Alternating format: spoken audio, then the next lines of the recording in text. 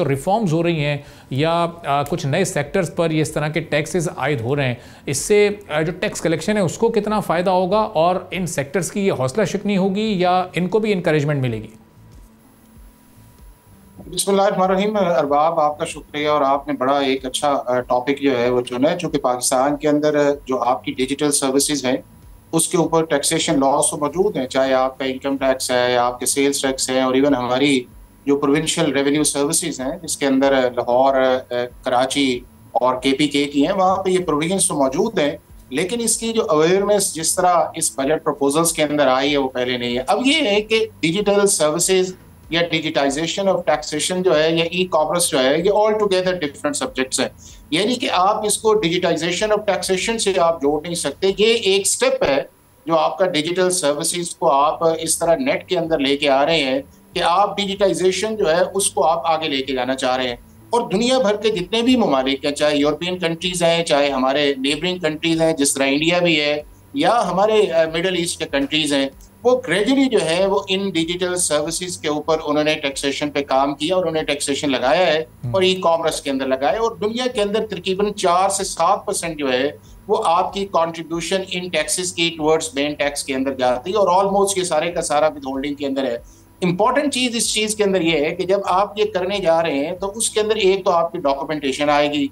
एक जो cross border आपकी सर्विसेज हैं, जिस तरह आपके जो सर्विसेज टैक्स लॉज है जो आपके प्रोविंसेस के हैं वो दूसरे प्रोविंसेस के अंदर जाते हैं तो बड़ा इशू आता है। एक तो उसको एड्रेस करने के अंदर आपकी मदद मिलेगी। दूसरा जो आपका रेजिडेंट या नॉन रेजिडेंट है कि जो बाहर की कंपनीज हैं जिस तरह आपकी गूगल है या इंस्टाग्राम है या इस तरह के बड़े बड़े जो आपके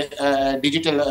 प्लेटफॉर्म्स हैं, उनको आप उस नेट के अंदर लेके आएंगे और वो अपने आप को रजिस्टर्ड करवाएंगे, जो पहले रजिस्ट्रेशन का प्रोसेस नहीं था। फिर तीसरा उस चीज के अंदर ये आया है कि आपकी ट्रांसपेरेंसी के लिए या आपकी जो है इक्वल अपॉर्चुनिटीज के लिए भी, चूंकि दिन ब दिन जो था कि जब आप ई कॉमर्स या इन सर्विसेज के ऊपर जा रहे थे तो जो आपका रेगुलर आपका बिजनेसमैन था वो भी इफेक्ट हो रहा था। यानी कि अगर वो बाहर से कोई इंपोर्ट करता है तो जब वो इंपोर्ट स्टेज पे आता है वो रेगुलर 17 या 18% जो टैक्स देता है, इनकम टैक्स देता है। लेकिन ये जो एरिया था, ये जो वैक्यूम था, एक उसके अंदर एक हेल्दी कॉम्पिटिशन भी आएगा। लेकिन अब आप जो इंपॉर्टेंट चीज है मैं समझता हूँ इसके अंदर ये है कि आपको दुनिया की बेस्ट प्रैक्टिसेस के अंदर लेके आए। आप इसका जो थ्रेशोल्ड है वो अभी भी आपने बड़ा, चूंकि आपने फर्स्ट टाइम इसके अंदर गए और अभी 2 एरियाज के अंदर आपने थोड़ा बहुत जो है वो लीनियंट व्यू लिया है जिसके अंदर आपकी डोमेस्टिक वर्कर्स के अंदर चीजें जाती हैं या वन टाइम है। तो वन टाइम का तो कॉन्सेप्ट है ही नहीं है। अगर मैं ऑनलाइन चीज को बेच रहा हूं तो मैं दूसरी दफा भी उस चीज के अंदर जाऊंगा। तो मैं ये समझता हूं कि हमें जो थ्रेशोल्ड है एक उसको रैशनलाइज करना चाहिए,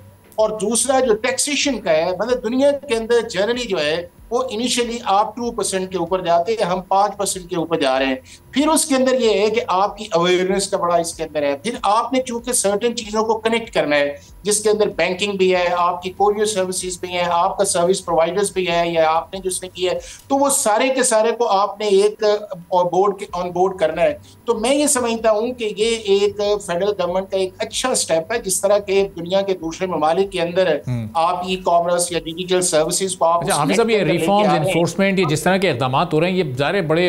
इकोनॉमी के लिए बेहतर भी हैं, टैक्स कलेक्शन के लिए बेहतर है। लेकिन पाकिस्तान की एक रिवायत है कि किसी भी बिजनेस या सेक्टर पर किसी भी तरह का कोई टैक्स है, वो इनकम टैक्स हो, सेल्स टैक्स हो, विद होल्डिंग टैक्स हो, वो जब आयद होता है तो वो ऑटोमेटिकली एंड कंज्यूमर पर यानी ख़रीदार पर वो मुंतकिल कर देता है वो बिजनेसमैन। तो ये इसकी इन्फोर्समेंट कैसे होगी कि ये जो किसी बिजनेस पर या किसी कंपनी पर जो टैक्सेस आए हैं वो वही अपनी जेब से पे करें, बजाय इसके कि अपनी सर्विसेज की या अपनी प्रोडक्ट्स की कीमतें वो बढ़ा दें और वो टैक्स एज इट इज़ वो एंड कंज्यूमर पर मुंतकिल कर दें?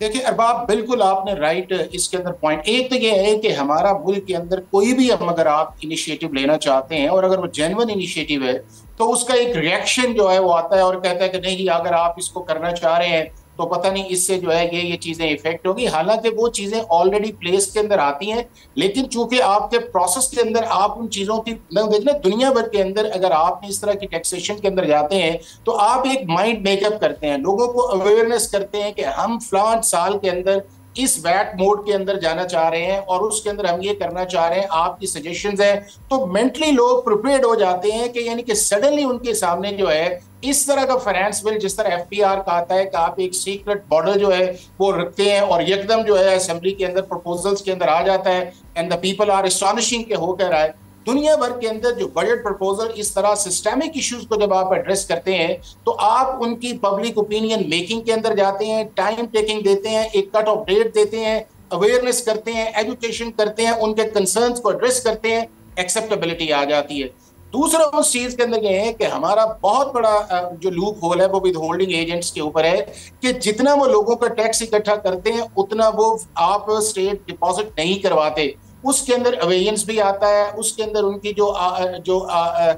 मैथमेटिक्स है या उसके अंदर उनकी अकाउंटिंग सिस्टम है उसके अंदर भी बड़ा फॉल्ट आता है। और ये दोनों जगह आता है। आपका मैन्युफैक्चरिंग के अंदर भी बहुत बड़ा है जहां से टैक्स अवेयन है कि मैं बहुत सारी चीजें मैन्युफैक्चरिंग यूनिट्स करता हूं लेकिन मेरी डिक्लेरेशन कम है, लेकिन पाकिस्तान का आम आदमी जो है, जो जनरल कंज्यूमर है, वो टैक्स पे कर रहा है और वो सिर्फ और सिर्फ उस बिजनेसमैन के जेब के अंदर जा रहा है। इसी तरह ये सर्विसेज प्रोवाइडर्स का है कि जब आप उस एंगल्स के अंदर जाएंगे तो there is a strong apprehension. तो मैं ये समझता हूं कि विद होल्डिंग के साथ साथ एफपीआर को अपना मैकेनिज्म भी इस तरह का लेके आना चाहिए कि जिसके अंदर ट्रांसपेरेंसी भी आए, क्रेडिबिलिटी भी आए, ट्रस्ट भी उस चीज के अंदर आए कि जो मैं सर्विसेज प्रोवाइड कर रहा हूं उसका जो एक्चुअल जिसको पे करना चाहिए, चाहे एंड कंज्यूमर वाला है या जिसने विद होल्ड किया हुआ है, जिसने सर्विसेज दी हुई है, जिस तरह के इन केसेस के अंदर जो सर्विस प्रोवाइडर्स आपके आएंगे वो बड़े बड़े डिजिटल मीडियाज आएंगे। अब उनको किस तरह आपने करना, और मैं समझता हूं ये तो एक अच्छा स्टेप है कि जिस तरह यहाँ के ऊपर आपकी डिजिटल मीडिया सर्विसेज के ऊपर लोगों की अर्निंग भी है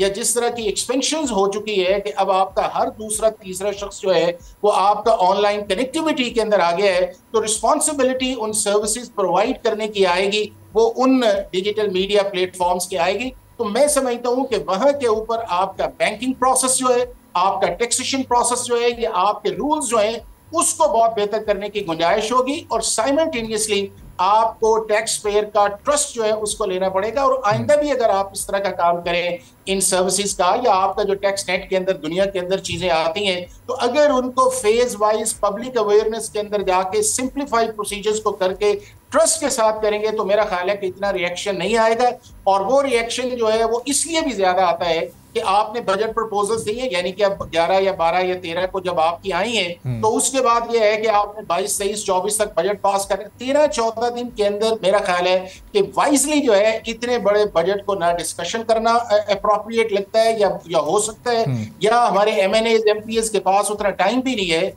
अगर असेंबली की स्पीचेस उनकी देखें तो वो बजट प्रपोजल्स की बजाय जो है या वो ब्रॉडली सिस्टम को क्रिटिसाइज करते हैं, बजट करते हैं, या अपने इलाके की। सब्सक्राइब करें और बेल दबाएं ताकि कोई खबर रह न जाए।